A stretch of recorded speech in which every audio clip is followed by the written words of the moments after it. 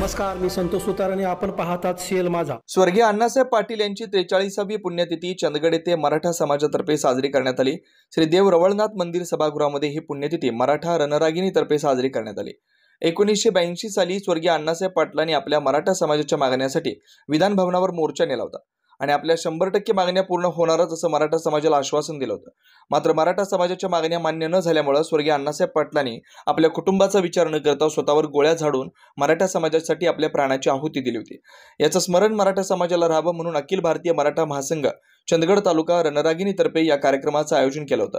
कार्यक्रमाची सुरुवात दीपप्रज्वलन करून तसेच मराठा समाजाचे चंदगड तालुका अध्यक्ष श्री सुरेश सातवेकर यांनी अण्णासाहेबांच्या प्रतिमेला पुष्पहार अर्पण केला. मराठा महासंघाचे तालुका सरचिटणीस श्री राजाराम सुके यांनी स्वर्गीय अण्णासाहेब पाटील यांचा जीवनपट सांगितला. मराठा महासंघ महिला विभागाच्या चंदगड तालुका अध्यक्षा सौ पूजा शिंदे यांनी चंदगड शहर महिला कार्यकारिणी स्थापन केल्याचं सांगण्यात आलं. तसेच विविध मान्यवरांच्या हस्ते त्यांचा सत्कार करण्यात आला.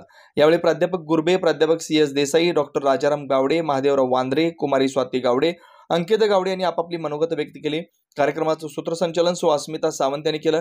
यावेळी तालुका सरचिटणीस सौ राजनंदिनी पाटील, सौ अश्विनी विक्रम मुतकेकर यांनी महिलांना उद्देशून आपली मनोगत व्यक्त केले.